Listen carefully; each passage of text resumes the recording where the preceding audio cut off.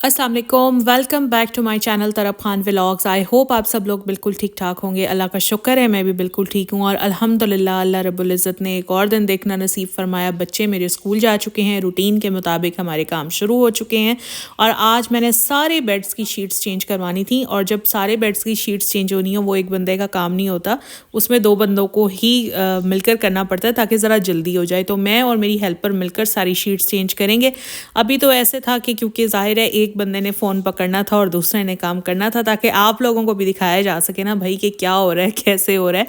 तो बहुत सारे लोग मुझसे अक्सर ये पूछते हैं कि मेरी शीट्स कहाँ की होती हैं, मतलब मैं कहाँ से बाय करती हूँ। तो मेरी मैक्सिमम शीट्स जो है ना वो हैं जी गुल अहमद की, आइडियाज़ बाय गुल अहमद।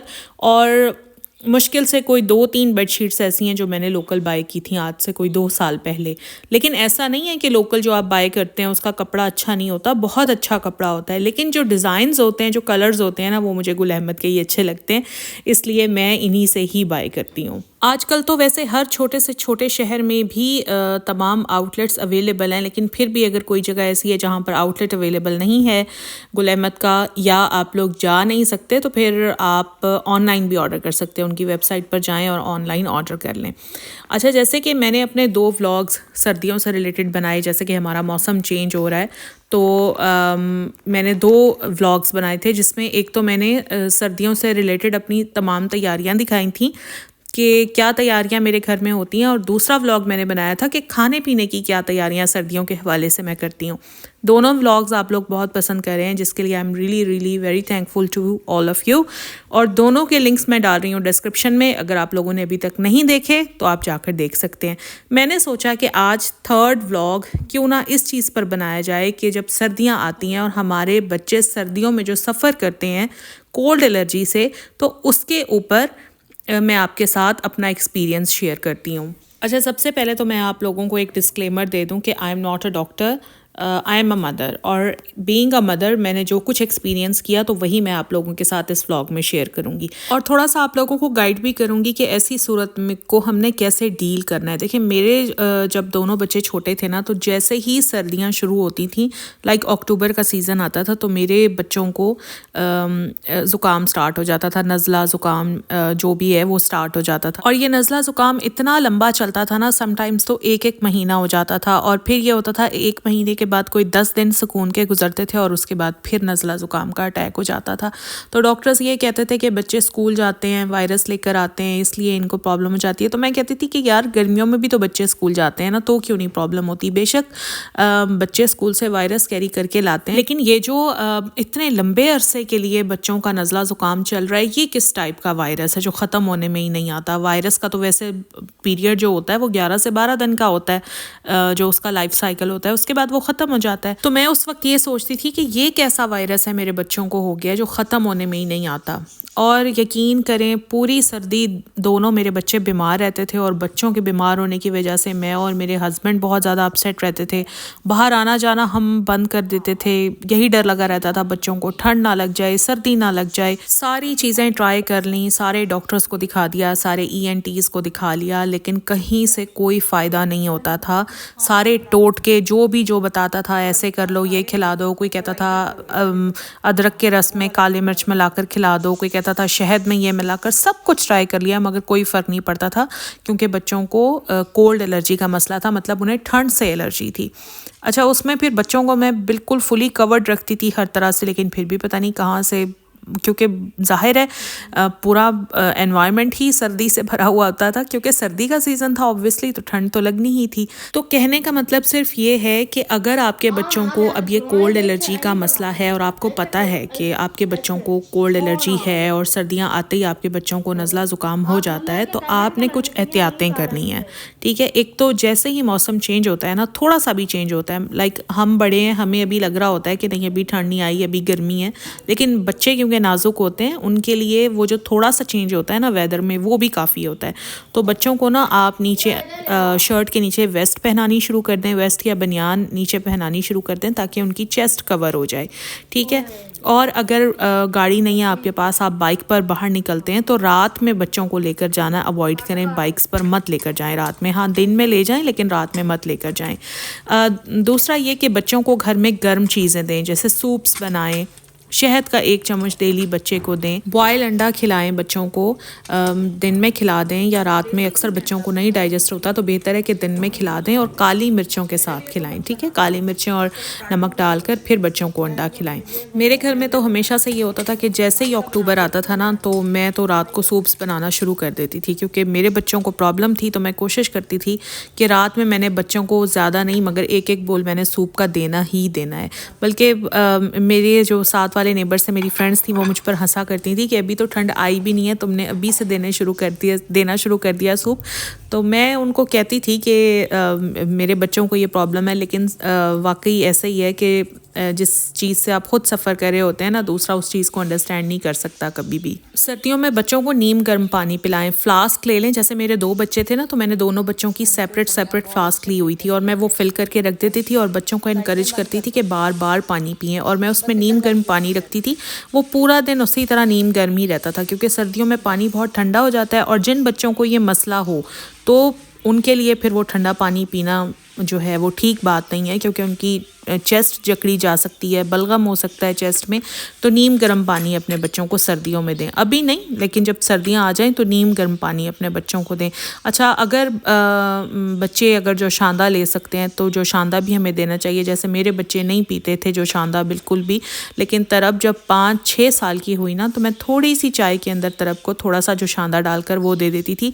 बेटा मेरा बिल्कुल जो शांदा नहीं पीता था, लेकिन तरब को मैं देती थी। जो शांदा काफ़ी इफ़ेक्टिव होता है, लेकिन वो जो साशे होते हैं ना वो आप पूरा ना बच्चे को डाल कर दें, उसमें थोड़ा सा बस ले लें और थोड़ा सा चाय में मिक्स कर कर वो अपने बच्चे को पिलाएं। बच्चों को ड्राई फ्रूट्स दें, क्योंकि ड्राई फ्रूट्स बच्चों को गर्म रखते हैं। ओमेगा 3 फैटी एसिड्स बच्चों को मिलता है, जिससे उनकी इम्यूनिटी बेहतर होती है। अच्छा देखें, फिर सर्दियाँ हैं तो ऑरेंजेस का सीज़न आ जाता है। अब यहाँ पर बहुत सारे लोग एकदम से मेरे ऊपर जो है ना वो चढ़ाई शुरू कर देंगे कि मैं ऑरेंजेस खाने से मना कर रही हूँ। देखिए, मैं सबको माल्टे खाने से मना नहीं कर रही, लेकिन जिनके बच्चों को नज़ला और खांसी का मसला है ना सर्दियों में, उन्हें थोड़ा सा ऑरेंजेस से अवॉइड करना चाहिए, क्योंकि मेरे बच्चों के साथ ये मसला था। हर माँ को पता होता है कि उसके बच्चे को क्या खाने से एलर्जी एग्रीवेट हो जाती है, एलर्जी स्टार्ट हो जाती है। जैसे मेरे दोनों बच्चों में था कि अगर ये कीनू तो खैर बहुत दूर की बात है, अगर मैं इनको फ्रूटर भी दे देती थी ना तो इन्हें कफ शुरू हो जाती थी। तो मैं क्या करती थी, फिर मैं मौसमी ले आती थी और अपने बच्चों को मौसमी देती थी। बच्चों के जो डॉक्टर थे उन्होंने बहुत सख्ती से मना किया हुआ था कि कोई भी खट्टी या ठंडी चीज़ बच्चों को सर्दियों के सीज़न में नहीं देनी। अब आपने देखा होगा कि सर्दियों के सीज़न में भी लोग बहुत शौक से आइसक्रीम खा रहे होते हैं, कोल्ड ड्रिंक्स पी रहे होते हैं, लेकिन मेरे बच्चे नहीं खा सकते थे क्योंकि मेरे बच्चों को ये मसला था।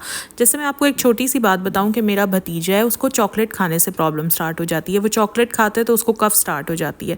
तो इस तरह हर माँ ने ना अपने बच्चे को देखना है। हर माँ को पता होता है कि क्या उसका बच्चा ऐसी चीज़ खाता है जिसकी वजह से उसको खांसी स्टार्ट हो जाती है। अच्छा, अब ये जो एलर्जी है ना, इसमें कुछ बच्चों को एलर्जिक कफ भी स्टार्ट हो जाती है, जैसे मेरे बच्चों को स्टार्ट हो जाती थी। और ये कफ फिर 1-1 महीना 1.5 महीना चलती थी। बाज़ औक़ात तो इतनी बच्चों की छाती जकड़ जाती थी और इतनी कफ बढ़ जाती थी कि फिर नेबुलाइज करना पड़ता था। तो इसीलिए ये थोड़ी सी एहतियाती तदाबीर मैं आपको बता रही हूँ जो मैंने अपने एक्सपीरियंस से सीखी। तो उसमें यही है कि बच्चों की बॉडी को कवर रखें, गर्म खुराकें दें, ठंडी चीज़ें बच्चों को ना खिलाएं। जैसे बाकी नॉर्मल बच्चे सर्दियों में आइसक्रीम्स खा रहे होते हैं, कोल्ड ड्रिंक जूस पी रहे होते हैं।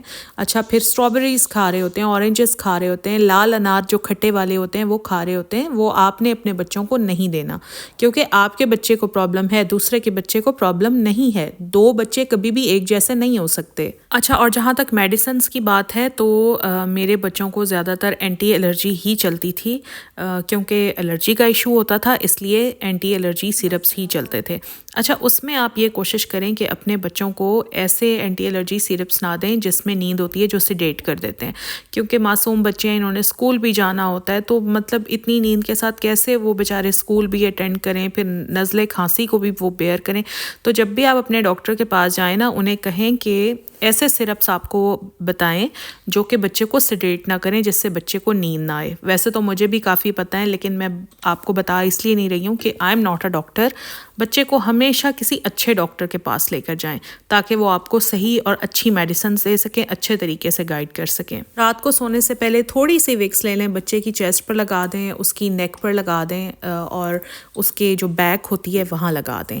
और मैं तो क्या करती थी, क्योंकि मेरे बच्चों की बेचारों की नाक ही बंद होती थी, सारी सारी रात उन्हें सांस ही नहीं आती थी, तो मैं तो थोड़ी सी ना नोज़ के आसपास भी लगा देती थी ताकि थोड़ी देर के लिए तो बेचारे आराम से सो जाएं। वैसे कुछ डॉक्टर्स जो हैं वो नेज़ल स्प्रेज या नेज़ल ड्रॉप्स भी लिख देते हैं और मेरे बच्चों को भी लिख कर दिए थे। कुछ डॉक्टर्स सिर्फ सलाइन ड्रॉप्स लिख कर देते हैं, आप लोग जानते ही होंगे सलाइन ड्रॉप्स के बारे में, लेकिन saline drops don't really work, उससे नाक नहीं खुलता। कुछ और नेज़ल ड्रॉप्स या नेज़ल स्प्रेज इस तरह के होते हैं जो नाक में जाते ही फ़ौरन से पहले नाक खोल देते हैं और बच्चे रात में सुकून से सो जाते हैं।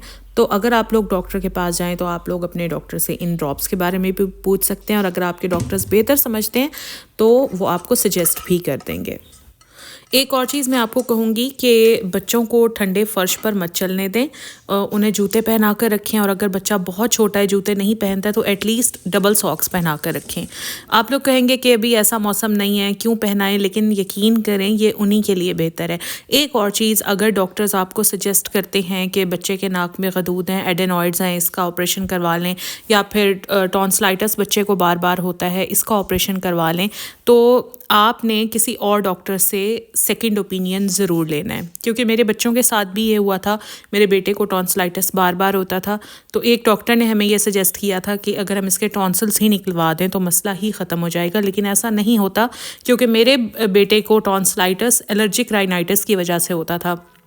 होता यह था कि उसका जो नज़ला था ना वो पीछे हलक में गिरता रहता था, जिसकी वजह से उसके टॉन्सिल्स जो थे वो स्वेल कर जाते थे, फीवर हो जाता था और फिर एंटीबायोटिक्स देनी पड़ती थी। लेकिन जब हमें डॉक्टर ने सजेस्ट किया कि इसकी टॉन्सिलेक्टमी करवा लें, तो हम 2-3 और ENTs के पास गए जिन्होंने हमें ये मशवरा दिया कि बिल्कुल भी बच्चे को टॉन्सिलेक्टमी की या टॉन्सिल्स के ऑपरेशन की ज़रूरत नहीं है, जैसे जैसे ये बड़ा होता रहेगा इसका ये प्रॉब्लम ठीक होता रहेगा। और बिल्कुल वैसे हुआ। तो मैं अल्लाह का बड़ा शुक्र अदा करती हूँ कि मैंने अपने बच्चे को वो ऑपरेशन के प्रोसीजर से नहीं गुजारा। तो कहने का मतलब सिर्फ ये है कि अपने डॉक्टर की ज़रूर माने, लेकिन जब भी किसी सर्जरी का डिसीजन आपने लेना हो ना, तो किसी दूसरे डॉक्टर से भी कंसल्ट ज़रूर करें। सर्दी को तो हम आने से रोक नहीं सकते, ये मौसम है, इसने आना ही है, लेकिन हम छोटी छोटी एहतियातें करके अपने बच्चों को मुश्किल हालात की तरफ जाने से ज़रूर रोक सकते हैं। माशाल्लाह माशाल्लाह बच्चे मेरे अब बड़े हो गए हैं, तरब का मसला तो बिल्कुल अल्हम्दुलिल्लाह माशाल्लाह रिजॉल्व हो चुका है, लेकिन बेटे का अभी भी हल्का फुल्का सा है। मतलब जैसे ही हल्की सी सर्दी आती है ना, उसकी नाक बहनी शुरू हो जाती है। अच्छा, और उसकी नाक जो बहती है वो बाहर की तरफ नहीं बहती, उसके अंदर हलक की तरफ गिरती है। लेकिन अल्हम्दुलिल्लाह क्योंकि बड़ा हो गया है, इम्यूनिटी आ गई है, तो जिस तरह बचपन में एक वो शिद्दत वाली कंडीशन हो जाती थी ना, अल्हम्दुलिल्लाह शुक्र है अल्लाह पाक का, वो नहीं होती। तो आप लोगों ने, सब माओं ने मायूस नहीं होना, डिसहार्ट नहीं होना। जैसे जैसे बच्चे बड़े होते रहेंगे ठीक होते रहेंगे, लेकिन इसका मतलब ये नहीं है कि आपने किसी भी प्रॉब्लम के लिए डॉक्टर के पास नहीं जाना। हमेशा अपने बच्चों को किसी अच्छे डॉक्टर से ज़रूर चेक करवाएं। तो बस ये था मेरा आज का व्लॉग। अच्छा लगा है तो लाइक करें, चैनल पर अगर फर्स्ट टाइम आए हैं तो सब्सक्राइब करें। इंस्टाग्राम का लिंक है डिस्क्रिप्शन में, इंस्टाग्राम पर मुझे फॉलो कर लें। अपना ख्याल रखें, अपने बच्चों का ख्याल रखें। अल्लाह हाफिज़।